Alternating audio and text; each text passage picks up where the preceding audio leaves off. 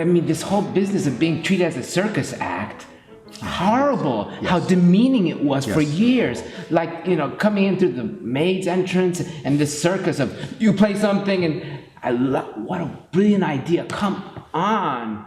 We're something better than this. Give us the moment. Without Liszt, we would have been still like Haydn coming in the back door.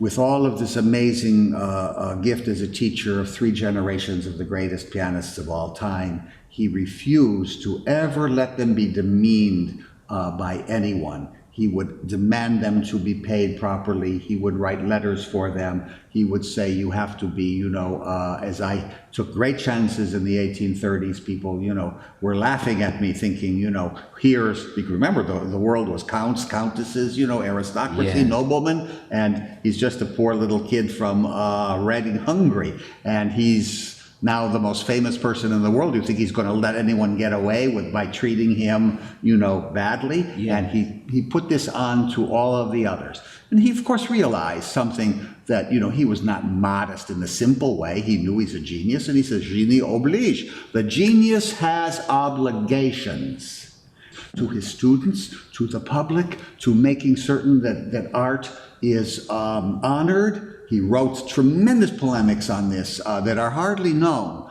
Where he got the time, I'll never know. Yes, where he found the time to do so many things. What I think one of my favorite things that Liszt said, David, is when he said, the artist should not stand upon the platform like the accused stands before his judges, but as a true witness of beauty. I think this true witness of beauty, that's how every pianist should think of himself when he walks on stage. I mean, we're not here to be like a circus act. Yes, and that, of course, he had even said, you know, I am not a circus performer when he left the stage for the first time.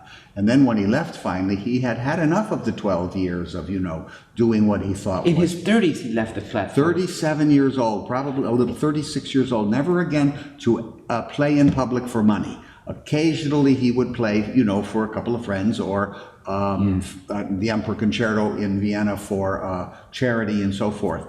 But charity was an important thing. Remember, he's a Franciscan abbey.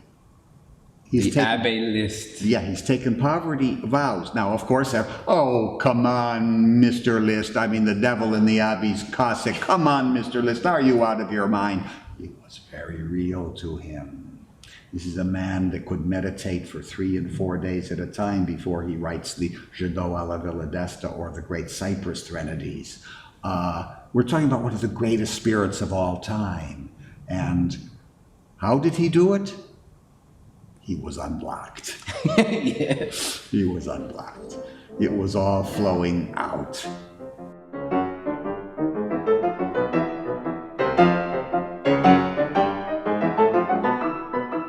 I think it's so important to remember when Liszt said the artist should step upon the platform not as the accused stand before his judges, but as a true witness of beauty. I think Liszt, more than any artist, recognized the importance of having greater respect for artists. Yes, I think, and great respect for what goes into becoming an artist. Yes. I think that, you know, when people ask me or you, who would you like to have dinner with? It's always Liszt. Always Liszt. He recognized that the artist was a unique channel between a composer and the public. And he saw, of course, life as a great moral thing. People would say, because in later life he was very ill and very this and that, cataracts, and he wouldn't permit anyone to discuss his health. He says, only the moral issues count, not my health. He meant it all. But because he meant it all, you know, I'll tell you one story that, you know, is so interesting.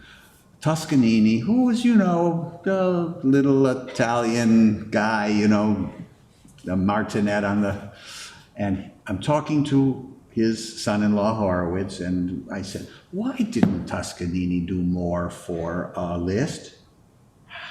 Yeah, And You mean the symphonic poem? yeah, he could have done many things. He wouldn't accompany the concertos. He wouldn't The Faust Symphony. Symphony. He didn't do the Dante Symphony. Only one of the 11 symphonic poems, Le Prelude, the most popular one.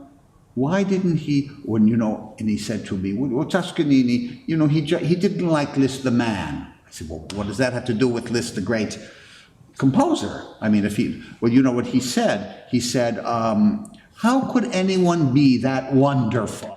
Toscanini looks at his son-in-law, no less than Vladimir Horowitz, the great Lisztian, and he says to him,